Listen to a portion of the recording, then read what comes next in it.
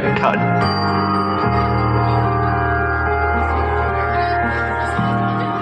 নাও নাও, সব তৈরি হয়ে নাও, জোয়ার আসার সময় হয়ে এলো। কই গো যাত্রী সব? যে যার জায়গায় বসেছ তো? দেখি দেখি, এ কি রে রাখাল, তুই তুই এখানে কি করছিস দাদু ভাই? আমিও সাগরে যাব দাদা ঠাকুর। সাগরে যাবি? দূর বোকা, তুই তো ছিলে মানুষ রে। তুই ওখানে গিয়ে কি করবি দাদু ভাই? আমি যাব দাদা ঠাকুর। আচ্ছা রে আচ্ছা, তোর মাকে আগে আসতে দে দেখি।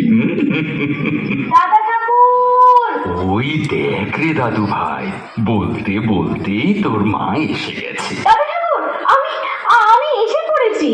এই দেখ দেখ রে মা, কে বসে আছে দেখ।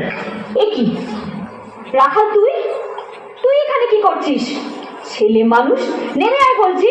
না, আমি সাগরে যাব। কি, সাগরে যাবি? বড় পেয়ারা হয়েছিস তুই, অন্নদার আদরে একদম বাদর হয়ে গিয়েছিস। নেমে আয়, নেমে আয় বলছি, নেমে আয়। না, আমি সাগরে যাব। রাখাল, অবাধ্য হোস নে বলছি। ছেলে মানুষ তুই, নেমে আয়। না না না, কিছুতেই নামবো না। তুমি আগে কেন ঘুরতে যাবে? তুই নামবি না নামবি নে? কেন মা?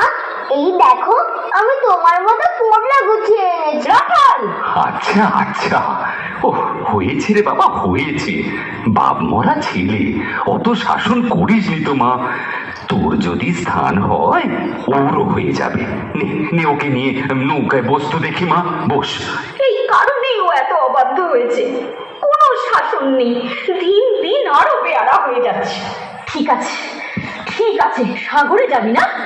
সাগরে যাবি, চল তোরা দিয়ে আসি সাগরের জলে। খোদা,